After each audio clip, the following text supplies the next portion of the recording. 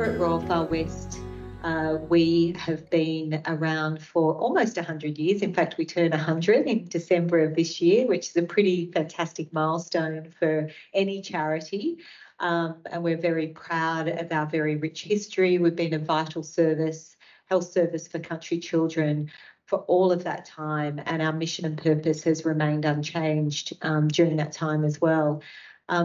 What we see today is some really disturbing trends that we really want to share with you tonight, and talk about, some of the challenges that are facing country children and families right now. And, there's really a double whammy. We, just from a starting position, we know that children are up to twice as likely to be developmentally vulnerable if they live in the country as opposed to the city. However, at the moment, what we're seeing is a real increase in complexity of kids that are certainly presenting to our service, and what we might hear a bit more of tonight. But also at the same time, this rural workforce health crisis, and that doesn't just extend to children, but certainly we're seeing that for accessing developmental health services in particular is really challenging. And what we do know is that 90% of a child's brain has developed by the time they're 5, and so after that time, it's not to say that you can't have an impact on a child's development, but certainly that window can close, and it can be much more challenging to address these issues later on in life. And so, part of our mantra, I suppose, is to really raise the voice of country kids and advocate for their needs, and we do that alongside of the service delivery that we offer. And it's really important to us that we can get this message out, because often we see, and the conversations we have with people in the city don't often actually see what is happening in the bush. And we can all struggle with access to services even here in the city, but it's absolutely phenomenal what our country families have got to go through. I think I was telling someone earlier tonight, we've got a mum down here this week with her child from Narrabri, and I said, what's it like trying to access a GP? And she said, well, if my child has a fever, I have to wait 2 weeks to see a GP. I said, well, what do you do? And she said, well, we go to the public hospital, and that's just putting more pressure on that system. So, we also hear stories in Tamworth where it might be 3 months to access a GP, so for a non-urgent issue. So, I mean, it's really quite unbelievable, and that's just the tip of the iceberg, and we're going to talk a bit more about that tonight. So, again, please help us spread the word. We will have this video available, and after this session, not immediately after the session, but shortly, and we'd love for you to share it through your network so that more people know what is happening, because, ultimately, your postcode should not determine what services that you can access, basic services that we're all entitled to. But sadly, country kids are falling through the crack and not getting access to those services just because of where they live. So enough from me. I'd love to introduce our wonderful guests. So joining us tonight, we really feel very, very privileged. We have 2 paediatricians from the Wagga area, and first I'd like to introduce Dr. Theresa Pitts, who's a general paediatrician in Wagga, New South Wales, where she's worked for the past 8 years. She enjoys a mix of acute paediatrics, working on call for Wagga Base Hospital, as well as general paediatrics, both publicly at the hospital and privately at Riverina Paediatrics. This also includes a monthly outreach clinic to the small town of Cootamundra. Lovely town. And Dr. Leah-Maree Finney, is a general paediatrician based in Wagga. I don't have my glasses on.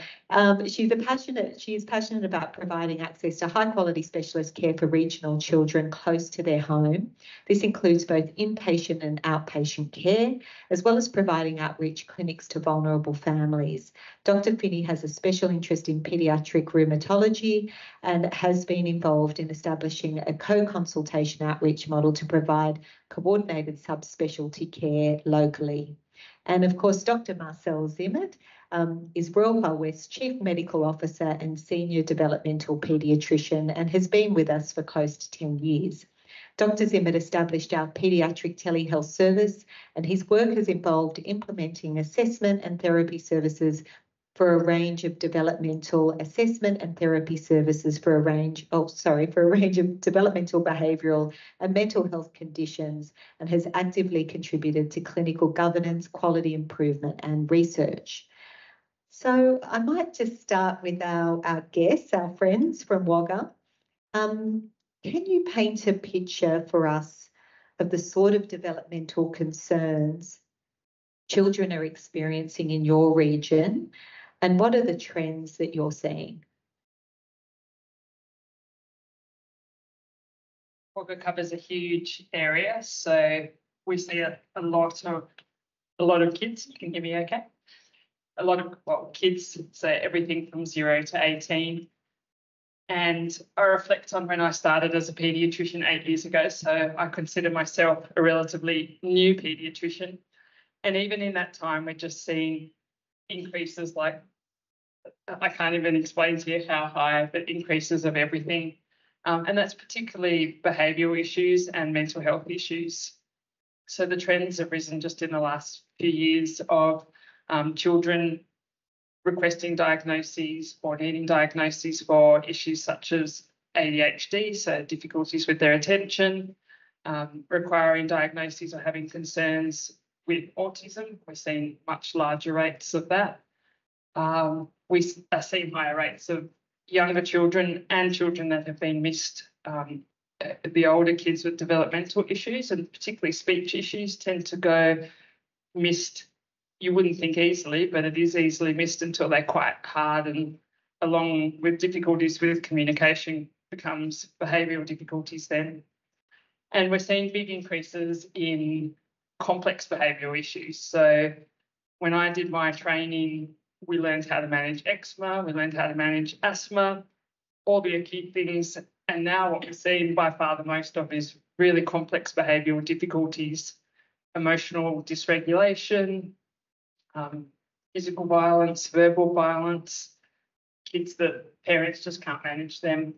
And so these rates are increasing hugely for us. It's become to the point where on a GP referral, the first line is, please see this kid for a cough, because they know that that's likely to get the attention. And then the rest of it is, and this child also has concerns by the teacher for its behaviour. The parents are not managing, they don't sleep, and the list just goes on. So a lot of our trends now are much more behavioural based. I think as well it's the overhang from the years that we've had in COVID times where kids have not been around other kids or other families, and that these developmental needs being missed. So it's not uncommon down where we've got very, socially vulnerable families, and the first access they're having to any sort of health care or developmental care is when they hit primary school. So these kids, 5, 6 years old, some of them are still in nappies, not toilet trained, not speaking clearly, and the services are just not there to pick this up early enough. Thank you. We hear a lot about the rural healthcare crisis. You're on the ground. Is there a crisis, number one? And can you talk us through the journey of a typical family and what that journey would look like for a family from the Riverina or Murrumbidgee to access a service with the kind of challenges that you've just outlined?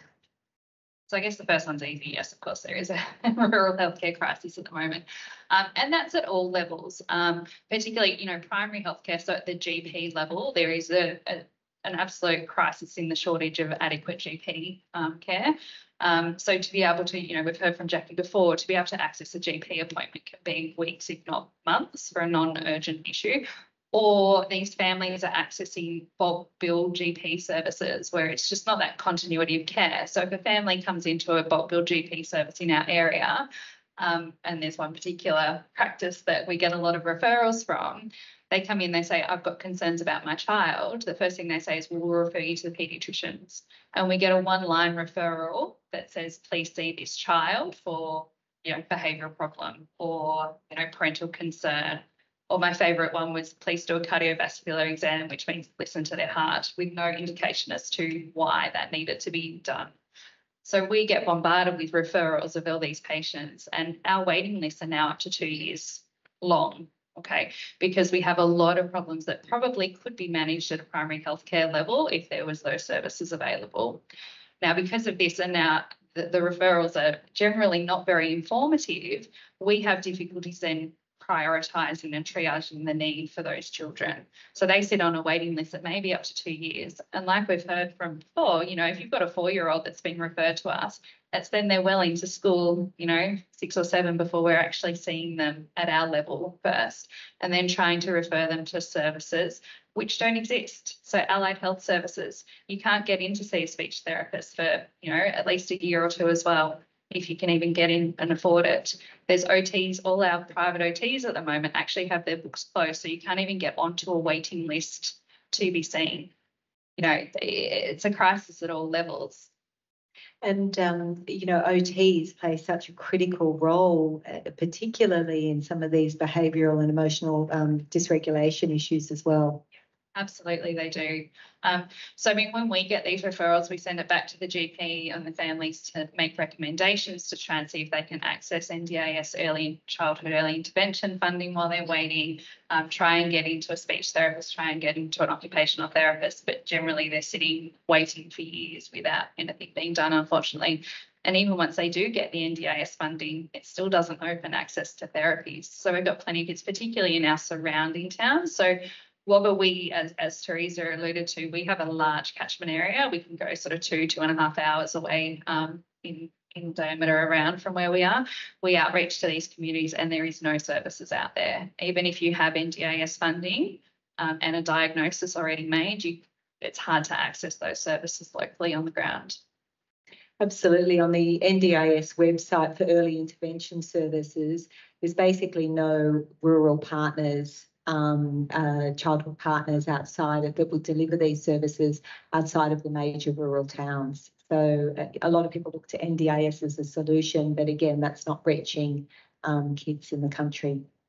I think we will get a therapist and they'll stay for about 6 to 12 months and it'll open up some capacity, and then invariably they leave again.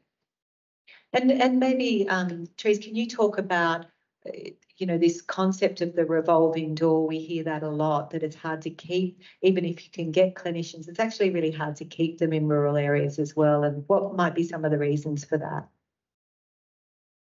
Well, I think there's a multitude of reasons, and I guess we're somewhat lucky in Wagga that we have a reasonable number of specialists, but as soon as you go half an hour out of Wagga, they struggle with GPs, and there's no further specialists than that. And allied health as well, so the therapists, very hard to get them to small towns and to retain them.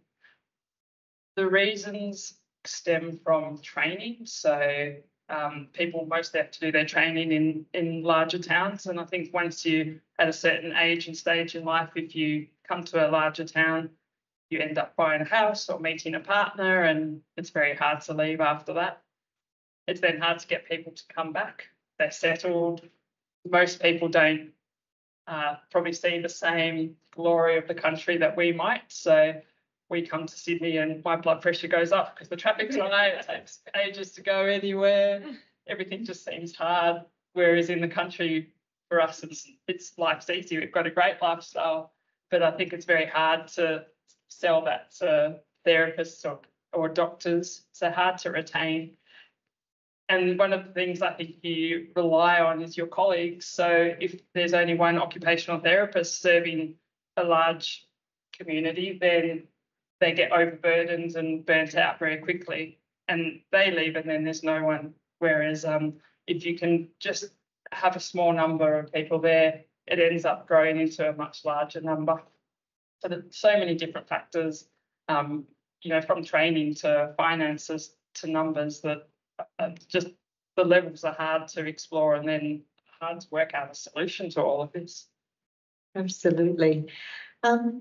We talked a little bit, or you touched on prioritising children, and that must be very tricky, particularly with the kind of referrals that you're seeing. But you do have to put some priority on certain kids. How do you do that in the Wagga area? We struggle. So we, as paediatricians, are responsible for triaging our own referrals. And in the public system, I think we probably get 20 or 30 a week, perhaps. And 19 of those 20 or 29 of those 30 would be regarding emotional issues or behavioural issues. And we don't have a good system. We try to prioritise kids that are starting school, but what about those ones that are already halfway through school and are struggling? Or we try to prioritise the younger ones, because as you alluded to, early intervention is just crucial. But then what about those 15 or 16-year-olds that are about to hit the adult service, and that leaves them with absolutely no one, that sort of grey area of 16 to 18. So we don't have a good way of triaging. It's a real struggle, and I think the GPs in our area have gotten onto this, and that's why nearly every first line of a referral will be something urgent. So this child has a cough, or this child is getting a recurrent rash, or this child has a headache. So often they know if they put something else at the beginning, we might up triage it, because they're desperate and the parents are desperate. And yeah, we don't have a good solution to how to solve it. It's really tough, and you know, there are some cohorts that you do prioritise. What are those cohorts, and what are the cohorts that are kind of missing out? So we have a public system and a private system for paediatric outpatients. So our public, so Medicare funded system, so we prioritise obviously our First Nations Indigenous population and any of our really socially vulnerable families. So pension card holders are all eligible to access the public system.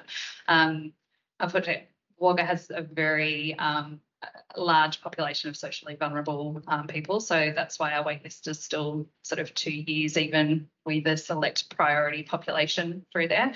Then the only alternative is to access a private clinic, which comes at a significant cost to families to be able to access that clinic. And there's still a lot of our population that do not fit into the, you know, pension card holders or Indigenous population that cannot afford to access private clinics, but we just don't have another option really. So, you know, if we opened up the public clinics to everybody, our wait lists just would be unimaginable. And there would be a lot of kids who are in desperate need that are just missing out and aging out of the service. So what happens with those kids? And we might get onto that, because some of them probably end up at Royal Far West, but you know, are parents just giving up and kids' issues just not getting addressed? Yeah, there are. It's, you know, not uncommon that we see them sort of 2 years down the track and that they have just been sitting waiting with nothing happening in that time. And unless you've got a family that's really, you know, able to advocate and going back to, you know, GP services or through the school to say something's got to change, we need something else, and then there are other avenues to get referred, you know, to Royal Far West or wherever, they just sit and they wait. And this is where we're finding those kids, once they hit school, that the school are advocating for them, going, this is not okay, this child can't speak, this child is severely delayed, and they need to be seen. Thank you. I was just going to add to that, when you say what happens to these kids, and this is going to sound really cliched, but this is a part of what we see and what our job is and what our life is, in that the child that doesn't speak very well when they're 2 or 3, that gets missed and then goes to school and still doesn't speak very well and is then bullied, doesn't learn, is the naughty kid, gets in trouble at school, parents say they're naughty, teacher says they're naughty, they believe they're naughty, the behaviour gets worse and worse and worse. It can lead to crime, police involvement. This child probably ends up leaving school early, either ends in jail, unemployed, on a pension, on drugs, maybe at the age of 18 has their own child, and it starts again. And it sounds so cliched, and it is such a story, but this is, real life for many people, parents or teachers who see this or have their own children, and for us as paediatricians. So it's, not a cliche at all, or not just a story. It's many, many kids. So it kind of partly explains this trend that we see that country kids are twice as likely to be developmentally vulnerable because they just don't get the services and never really have. Moving on to you, Marcel. So we've heard a lot about the context and what's happening, and certainly I have to point out that in some way Wagga is a fortunate area in the sense that they've got some fantastic paediatricians. Within Wagga itself, there are quite a few services, but these are common stories that we hear not only right across New South Wales, but in other states and territories as well, and even worse in some cases. So I just wanted to make that point. Marcel, over to you. What role then does the Royal Far West play in this ecosystem, and what are you seeing with the children and families that are accessing our assessment and diagnosis service? Can you provide us with a bit more colour around that? Yeah, so I think, we're seeing, as we've talked about, a real, increase in complexity of the kids coming to our service over the last 7, 8 years. And I suppose we've alluded to some of those factors and probably just worth naming again. I mean, I think the population we see has, if you like, a base layer of often social disadvantage, obviously remoteness and postcode and ruralness is, as we know, on so many factors, a disadvantage, unfortunately, many advantages. And the service gaps we've talked about, intergenerational problems that I think they can obviously be in the city, but there are those in the country, as Theresa's alluding to. And I think just to reflect on what we're seeing in the last few years is, I suppose, the post-COVID effect. I think when you've got that base layer of challenges in a society or communities, you add a major social upheaval such as COVID, which has just spun out services, all of us, but you're starting from a more difficult point in a lot of communities. So there's that. And then obviously you add the rural factors of drought, bushfires and floods. Maybe Riverina doesn't have as direct effect. I suppose a lot of our other regions, there's that roll-on effect, and we're seeing that more and more. I'm not dismissing that there's been floods and droughts in the Riverina, but there's some other regions, but you probably see that. And then you add, of course, because of all of that cost of living pressures, I imagine as well, just pushing these factors up is, another layer, if you like, of complexity coming through to family difficulties, mental health issues, parent stress, child stress, and the child's not being seen. So I suppose that's some of the effects or impacts we feel we see here across the state. And then, when you add the shortages in accessing the services as well, we try and fill those gaps. So essentially, if we think, and there's some great cases we'll reflect on in a second of how it can work, not perfectly, but really well. But we try and fill those gaps as much as we can across the state, obviously in some other states as well in some of the work we're doing. But in terms of our assessment service, we're trying to provide the kids and the families with an opportunity to have a very comprehensive assessment, when they need it. We do that here and on telehealth, and we're getting those referrals from general practitioners still and through paediatricians as well. And so, it won't be a barrier if a child, so sometimes there are kids, because understandably they might be filling the gap of the public and private, and their GP does a referral, and then we'll try and, loop back to the paediatricians for aftercare. So we'll try and fill any gap to particularly in the assessment service, provide child and family with comprehensive assessment. Should I talk a bit more about what that looks like, or maybe we can talk through the cases? I think it would be good to, Yeah. because it's one thing to talk about complexity. What does it actually Yeah. look like? How does that play out for a child? Definitely. Well, I think we could start with the older kid that Theresa and I shared a while ago, and then there's a younger kid that's very kind of top, for us, we've been talking about over the last few months. So we can paint the picture together that the child we're thinking of is a girl who's now 9, 10, who I think you referred to us back. Oh, the microphone. I referred her, would have been 4 years ago now. Yeah. 3 or 4 years ago. Before COVID, I feel Yes. with I think there are some language concerns, certainly some behavioural challenges. Lots of behavioural challenges and lots of social issues. Yeah. Mother particularly was just not coping with her behaviour, and the teachers had highlighted a number of issues at school with her learning, with her development and her interactions with the other children. There was lots of stealing going on, and she was hoarding various things. Concerns about her social interactions with other kids. And so the main reason I referred was because there was a question of whether this child had autism, but also to deal with all these other very complex behaviours that were going on both at home and at school. And back then was possibly the same as now, just to look back, if it wasn't referring to Royal Far West, what were the possibilities then, and I suppose now, for an assessment like that in that region or your region? So the only other possibilities for an assessment would be privately in our region, and that costs $3,000 at the least, which for most families is completely unaffordable.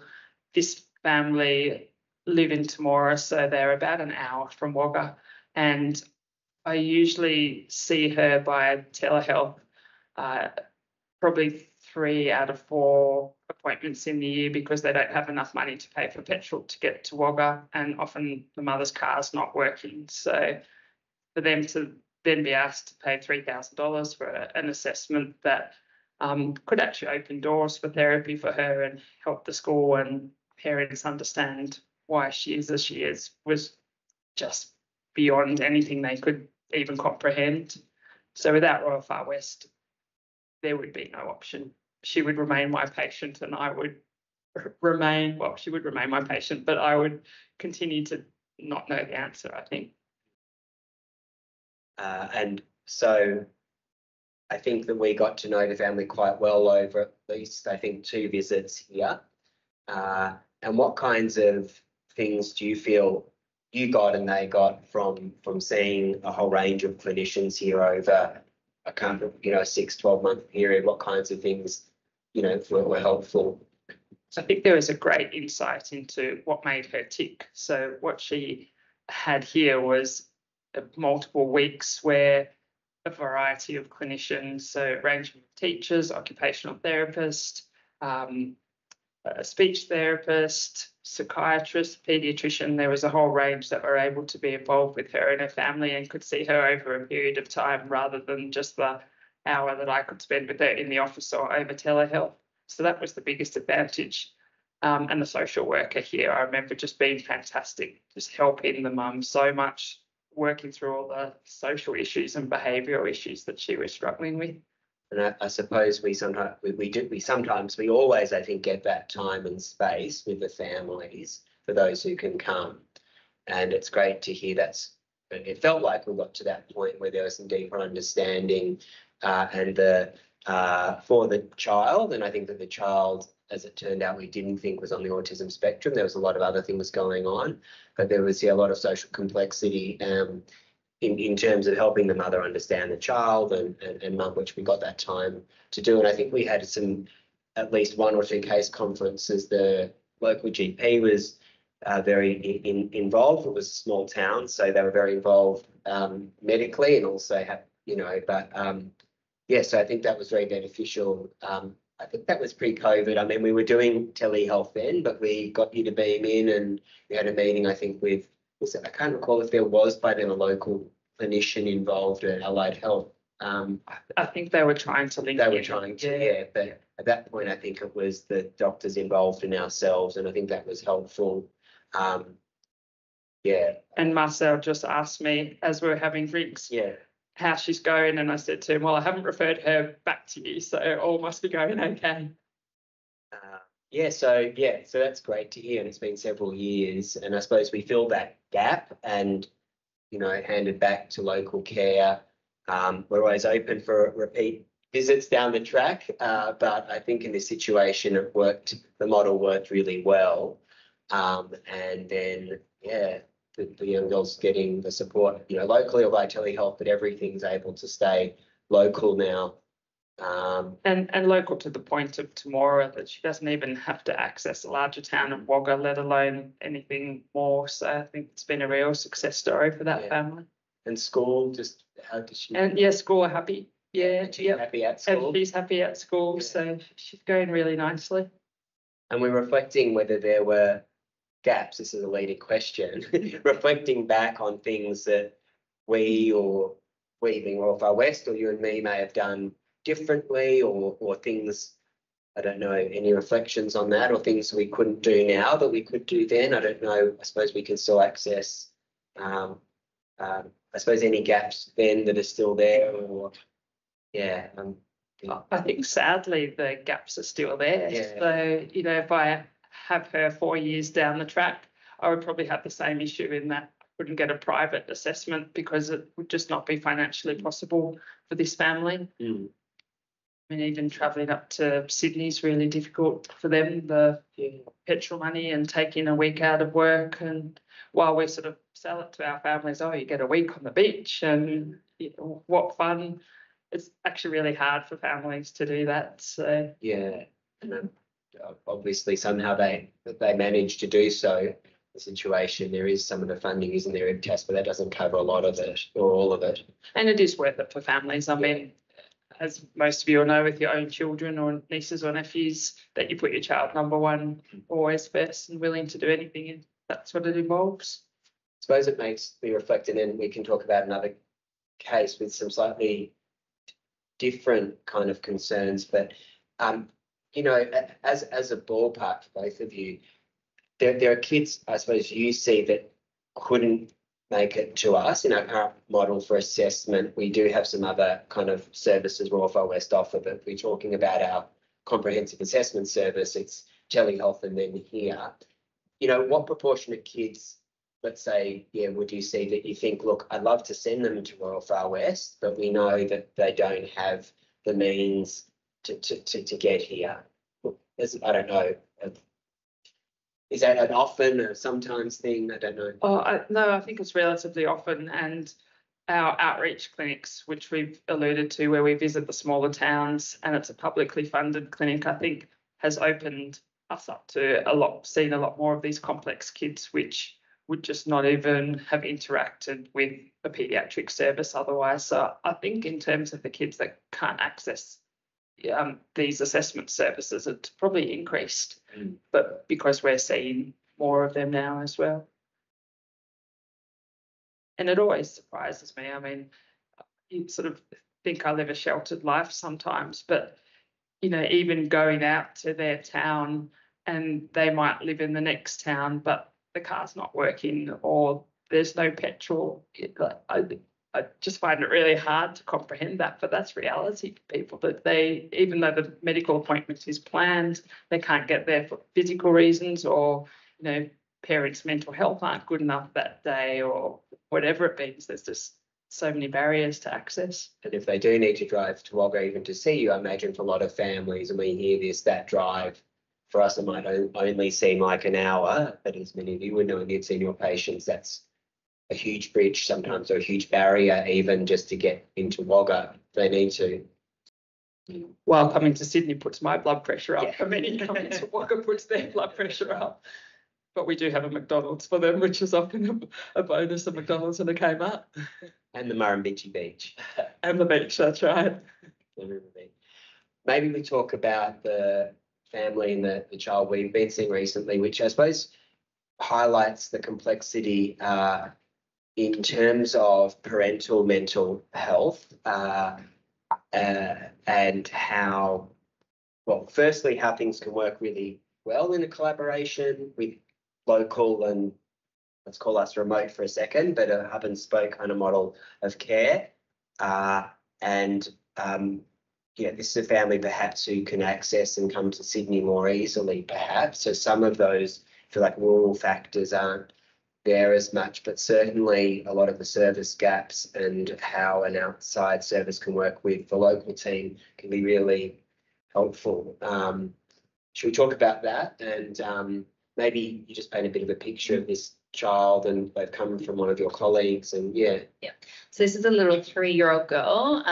So I guess, for want of a better word, inherited her from one of my colleagues who moved overseas. And so I actually only met her for one sort of half an hour appointment before our involvement with Royal Far West.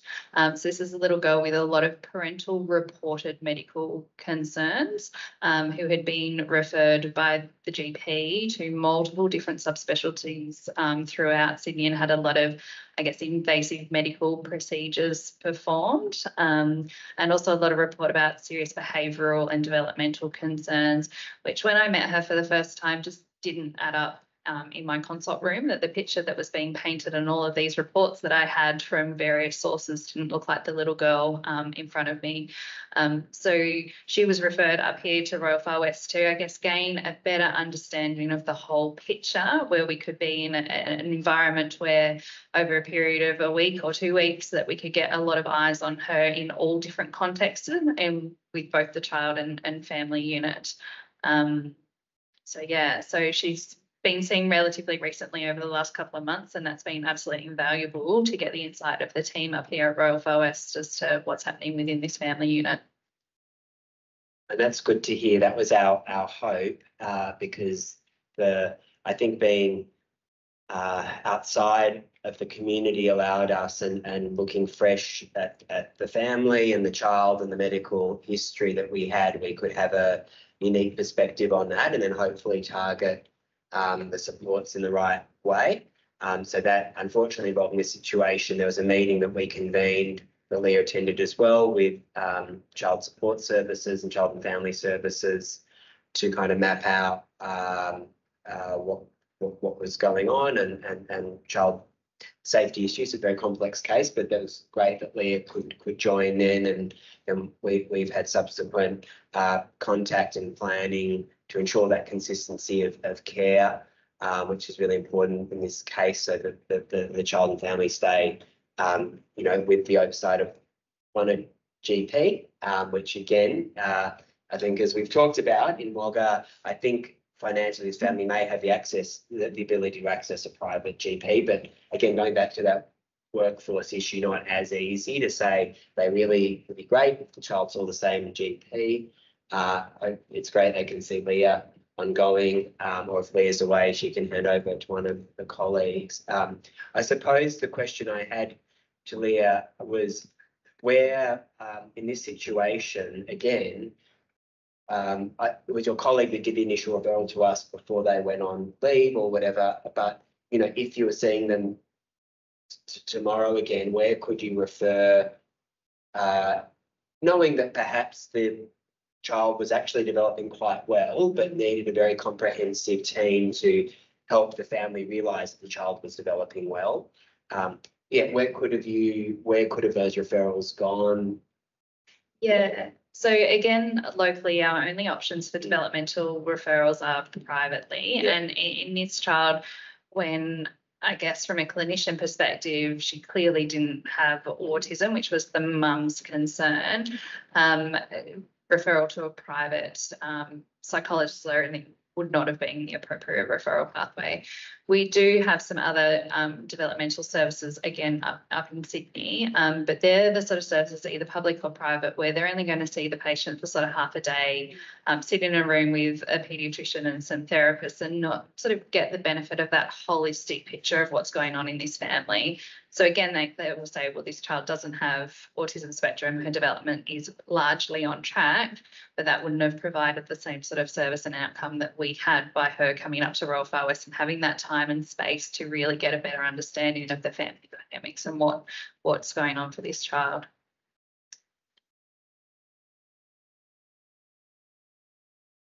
I mean, I think that's giving you a bit of colour around certainly complexity and why, you know, you need a service like Royal Far West. And it's pretty unique in terms of what it offers, in terms of that holistic picture.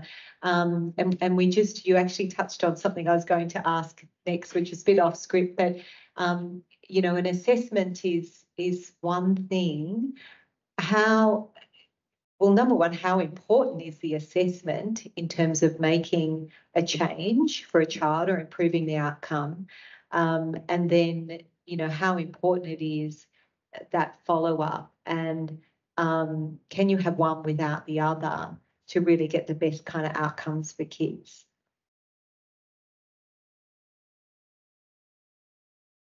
I think given the complexity of the children that we're talking about, it is very hard to have one without the other. So the assessment process is really important. But then usually from Royal Far West, we receive a very long, comprehensive report, very useful, from where everybody's had their say. And at the end of it, there will be a page of, I don't know, 10 recommendations, and they're extremely helpful. But then you need the next step to say, well, is this actually working, or do we need to reconsider a diagnosis or reconsider our management? So I think the follow-up is crucial.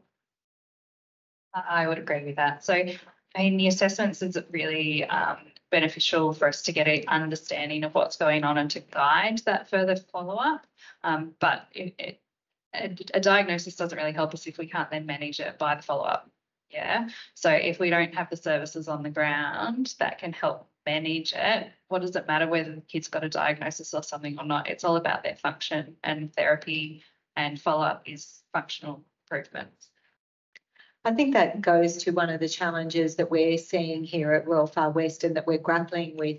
And it is important to note and touch on, this is a completely free service for our families. This is where all of our donations, all of our fundraising goes towards actually supporting the cost of this program, because we do have a grant from New South Wales Health to deliver these assessment services, but there is an expectation that we make a co-contribution. But most importantly, our families come down here, they cannot access IBTAS, which is a travel subsidy, but when they're here, we completely wrap around our families. We provide them with food, shelter, accommodation, and that does not cost them anything. And, you know, I think the other vital part around having many eyes on kids, I think that's one of the really unique parts of the service too, that kids and their siblings often attend the Royal Far West School, which is just upstairs here and integrated into this model. And so our amazing teachers, which are Department of Education teachers, are really important in part of that assessment service. But we even run a rec program after school, and even those insights in that kind of social environment feed into that diagnosis, and then of course all of the work with the clinicians. But really importantly, it doesn't stop there, and you know, our model really is about connecting kids to care locally, but also really building the capacity of the parents while we're working with parents, and most kids we are in our service for at least 18 months to 2 years, and so we have lots of opportunity to try and build the capacity of parents and support them in this job of managing kids with sometimes really difficult behaviours and helping them understand why that's the case. But also, you know, I think that importantly, the way we've had to run this service has really changed in recent years. And this is one of the reasons why we're having this session today, because as we've heard, the need is growing. The Royal Far West service is fairly unique and is what's required for these kind of complex cases, this kind of multidisciplinary assessment model. So more kids are coming through the front door. Often the assessment time is taking longer. because there are all of these complexities to unpack. And then, you know, where we used to transition most kids back to local services, very few children can now be connected back into local services because they're just not there, as we've heard. And so that means Royal Far West is having to hold on to children for longer. And many children that we're really worried about their safety, and Marcel touched on child safety, and that's a whole other range of case studies we could talk to you about. But at the end of the day, our government funding is not increasing. And so this is where we need support from government to provide and fill these widening gaps, I suppose. And it's just really important, I think, to note that's a really important reason why we're here tonight, to understand that this isn't just status quo. The situation has changed, not just for Royal Far West, but for services everywhere that are really struggling with these issues.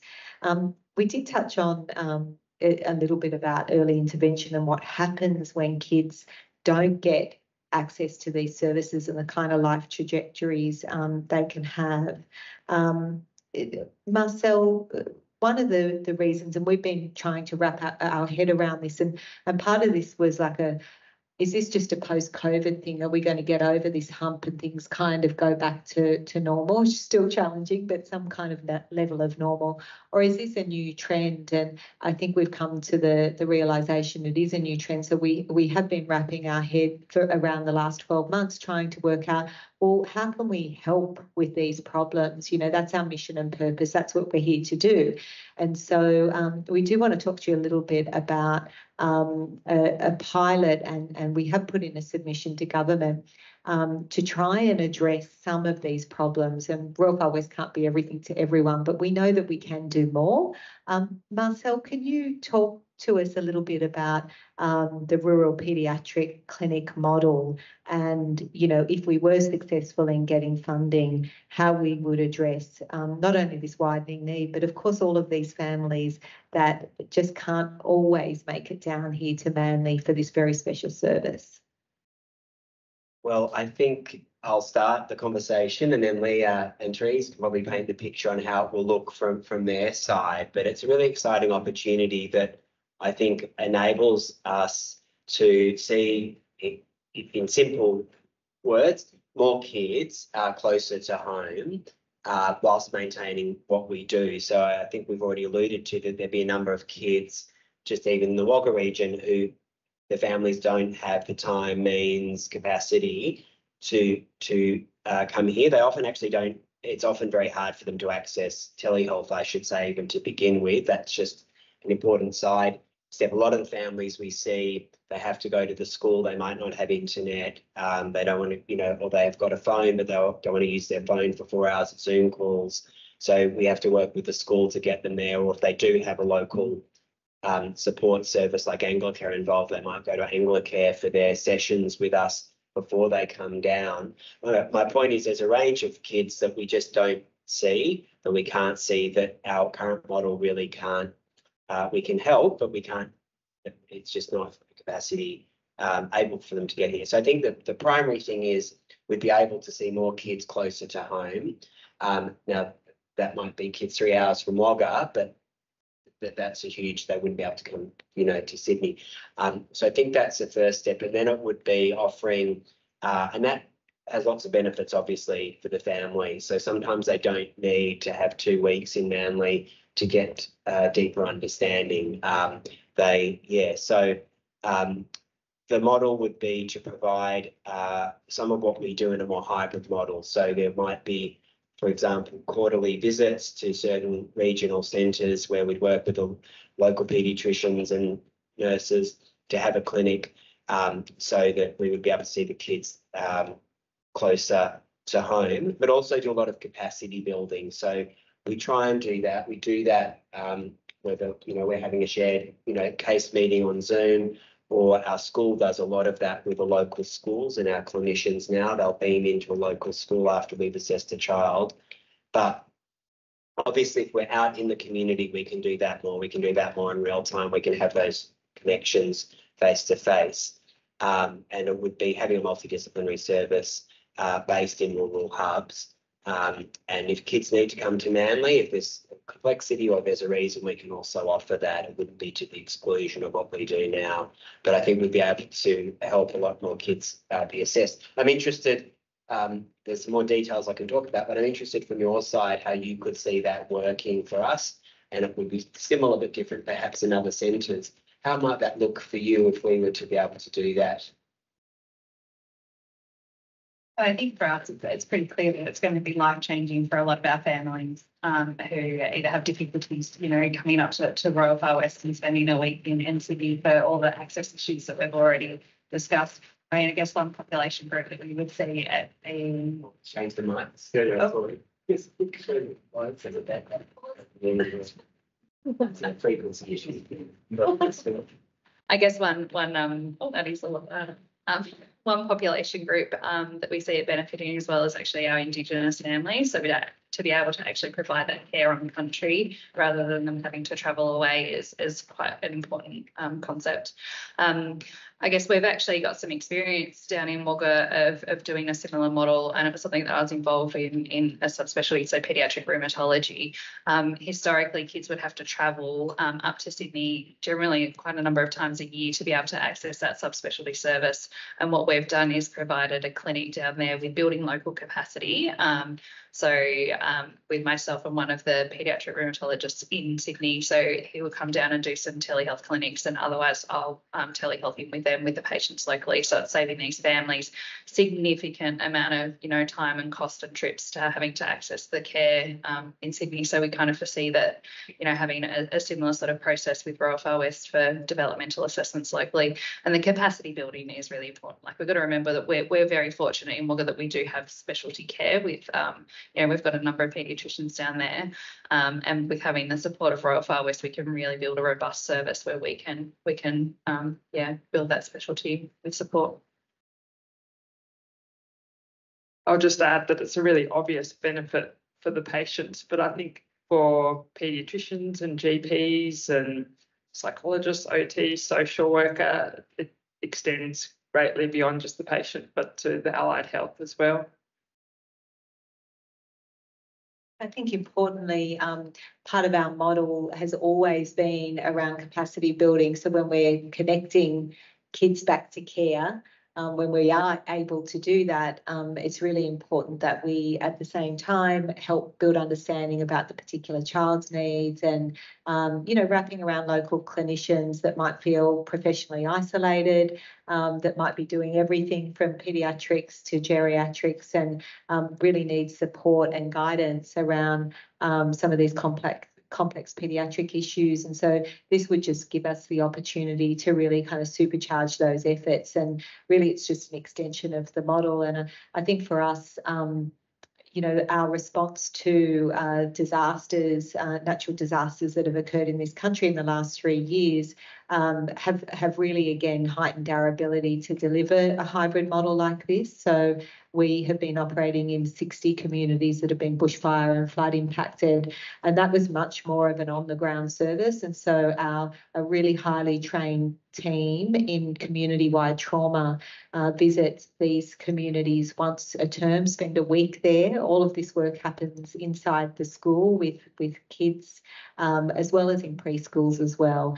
And we have, a wraparound model of care and supporting children through group work, individual one-to-one therapy, parent capacity building groups and emotion coaching, and also educator workshops to help them support, to be supported around this complexity. And you talk about increasing violence and things like that. We're hearing these themes all the time in the news, and, it has this ripple effect. This is why teachers are leaving the profession, because they just can't, it's not only parents that can't manage these kind of behavioural issues that they're seeing, nor can the teachers. So it really is a very important and urgent call. Just to kind of round up and finish off, is there anything else that you would like to add in terms of both your context, but maybe even what you're seeing or hearing from outside Wagga around these sort of common themes around workforce and complexity? I think it's a very common theme amongst doctors, parents, teachers. Everyone's talking about the same thing, the difficult to access care and just the desperate help that's needed for our next generation. I don't know if I could say much more. I think we've heard it really, haven't we? You know, that's, yeah, it's just a really important issue that we have to sort out, because otherwise we're going to run into even more problems than we already are. Yeah, I think I would echo that as well. You know, our kids are the future generation, right? So we've got to do everything we can to support them early on. We know that what we do in the early years, particularly, you know, you hear the under fives and the brain development, what we can do early on is going to change their lives, and this is the next generation that's going to be, you know, coming through. So what we do now makes a big difference.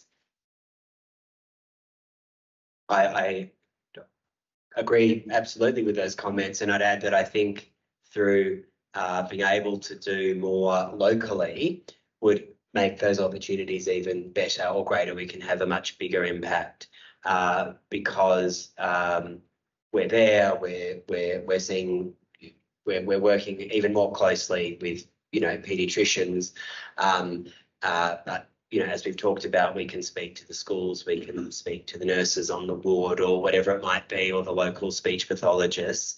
And, you know, as you'd all know, those relationships are so important, but also we can see some of those interactions between health and child safety and mental health a bit better. I think if we're out there in the community, I think we have a strong presence with what we do, but I think we can do that better and have a much bigger impact. And, you know, just to keep in mind, for some of the regional centres, I think the wait lists are probably 2, if not 3 times what it is in Wagga, and I'm not dismissing how difficult it is for you.